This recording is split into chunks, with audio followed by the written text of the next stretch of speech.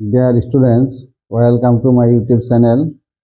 এতিয়া মই তোমালোকক অনুশীলনী 13.3 একেবাৰে শেষৰ যিটো অংক কোৱেশ্চন নম্বৰ 9 এইটো মই কৰি দি আছো। হেবাৰ আন্ডাৰত বৰ্তমান 2024 আৰু 25 ৰ যিটো সিলেবাস আছে এই সিলেবাসৰ একেবাৰে অন্তিম অংকটোৱে হ'ল অনুশীলনী 13.3 একেবাৰে শেষৰ অংকটোৱে এইটো। ইয়াৰ পিছত যিটো চেপ্টাৰ আছে অনুশীলনী 13.4 এইটো বৰ্তমান সিলেবাসত নাই। এটা ইয়াত দিয়া আছে এজন খেতিয়কে তেওঁৰ পথাৰত থকা 10 মিটাৰ ব্যাস আৰু 2 মিটাৰ গভীৰতাৰ এটা বেলন আকৃতিৰ এটা চৌবাচাৰ লগত 20 সেন্টিমিটাৰ ভিতৰ ব্যাসৰ এডাল পাইপ এটা নলাৰ লগত সংযোগ কৰি দিলে। যদি 3 কিলোমিটাৰ পাৰ ঘণ্টা হাৰত পাইপেৰে পানী বৈ যায় তেন্তে চৌবাচাটোৰ ভৰ্তি হ'বলৈ কিমান সময় লাগিব? ইয়াত আমি সময় উলিয়াব লাগিব। গতিকে প্ৰথমতে আমাৰ কথাটো হ'ল এইখিনি আমি প্ৰথমতে লিখিম, তাৰপিছত আমি ইয়াৰ যিটো আকৃতি বা আকাৰ বা গভীৰতা আছে এইখিনি আমি পিছত লিখিম। ইয়াত দিয়া আছে প্ৰথমতে পানীৰ বেগৰ হাৰ দিয়া আছে, হাৰ বুলি উল্লেখ কৰিছে। এতিয়া লিখিম দিয়া আছে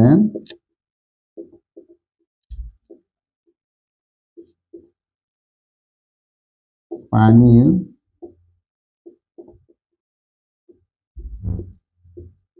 বেগৰ হাৰ equal to 3 kilometre per hour বা ঘন্টা।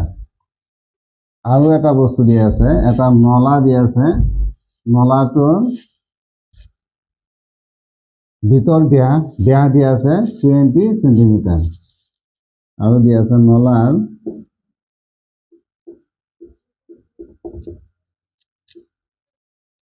ব্যাস d ইকুয়াল টু 20 সেন্টিমিটাৰ। গতিকে আমি ইয়াৰ ব্যাসাৰ্ধ উলিয়াম। নলাৰ ব্যাসার্ধ small r equal to 20 divided by 2 equal to 10 centimetre. এতিয়া ছাত্ৰ ছাত্ৰীসকল ইয়াত যদি আমি মিটাৰত লৈ যাওঁ, যেহেতু বাকী যিখিনি আছে মিটাৰত দিয়া আছে, গতিকে মিটাৰত নিব লাগিব। মিটাৰত নিবলৈ হ'লে আমি 10 divided by 100 এৰে হৰণ কৰিম, তেতিয়াহ'লে এইটো হৈ যাব মিটাৰ, অৰ্থাৎ 1/10 মিটাৰ পালোঁ। ইয়াত দিয়া আছে চৌবাচটোৰ ব্যাস, চৌবাচ্চাটোৰ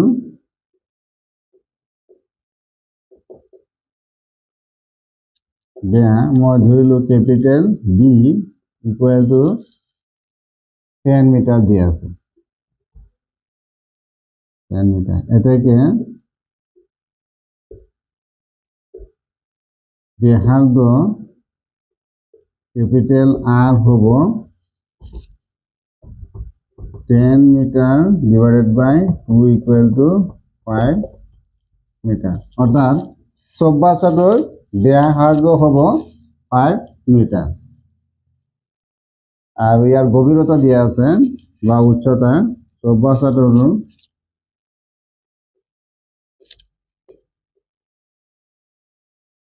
অথবা উচ্চতা মই ক্যাপিটাল এইচ বুলি ধৰিলো, এইটো দিয়া আছে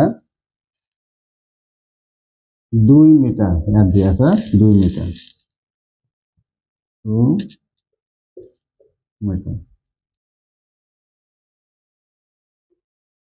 2 মিটাৰ। এতিয়া আমি এই নলাটোৱে কিমানখিনি সময়ত পানী বৈ গৈ পেলাই এই চৌবাচ্চাটো ভৰ্তি হ'ব। এতিয়া ধৰো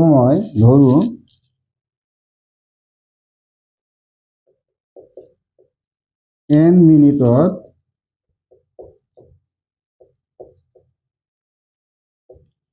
চৌবাচ্চাটো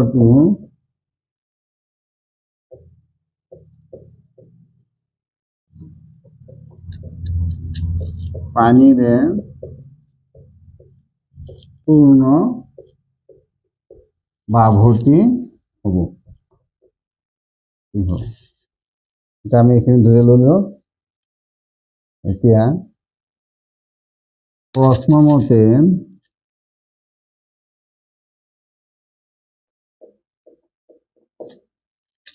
সব্যসাচীটোৰ আয়তন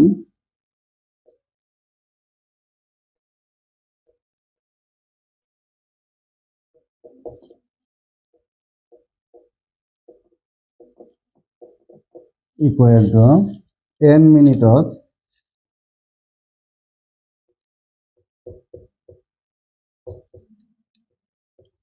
নলাৰ দ্বাৰা পূৰ্ণ হোৱা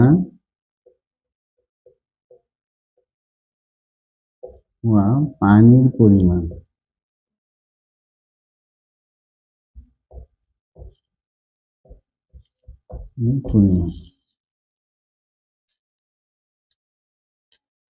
এতিয়া সব্যসাচীটোৰ আয়তন ইকুৱেল টু পাই capital R square is equal to n into পথাৰৰ কালি প্ৰস্থছেদ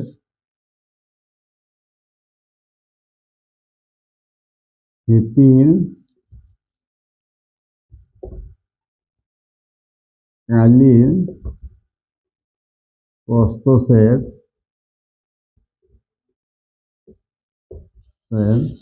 পূৰণ পানীৰ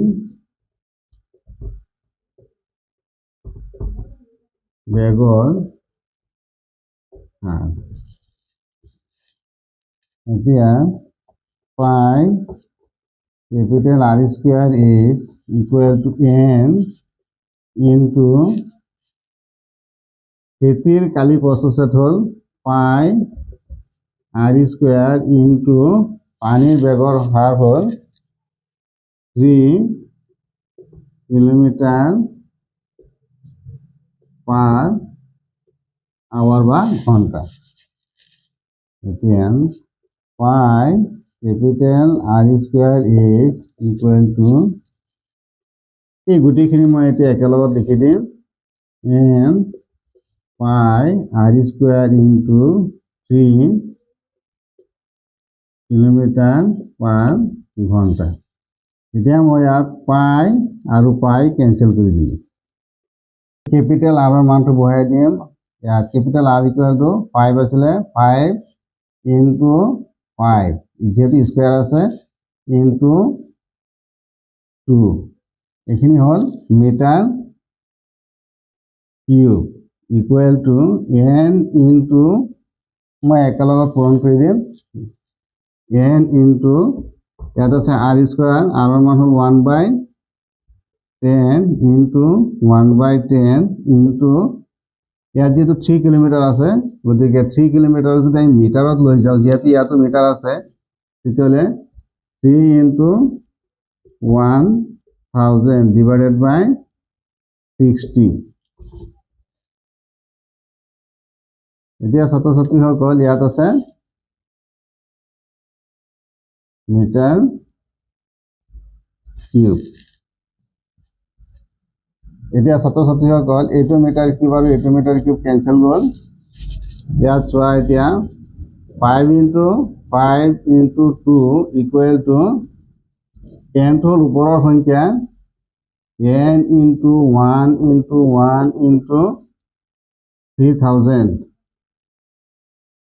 ডিভাইডেড বাই 10 ইনটু 60। এতিয়া চোৱা তোমালোকে এইটো শূন্য কেনসেল এইটো শূন্য কেনসেল এইটো শূন্য কেনসেল এইখিনি কেনসেল হ'ল। এতিয়া 3 6 2 টাইম যাব। এতিয়া ইয়াত থাকিব 5 into 5 into 2 equal two n/2 গতিকে এইটো 2 ইয়াৰ লগত পূৰণ হ'ব 5 into 5 into 2 into 2 equal to n। এতিয়া চোৱা 5 ইনটু 5 25 আৰু 2 50 আৰু 2 100 ইকুৱেল টু n অৰ্থাৎ nটো আমি ধৰিছিলোঁ সময় বা মিনিট হিচাপে ধৰিছিলোঁ গতিকে n equal to 100 minute, 100 minute, অৰ্থাৎ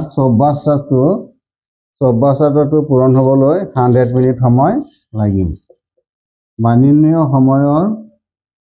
সময় ইকুৱেল টু 100 মিনিট হ'ব। নিৰ্ণয় সময়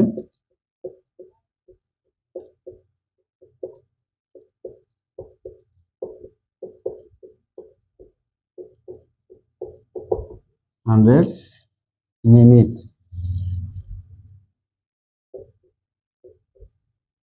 100 মিনিট।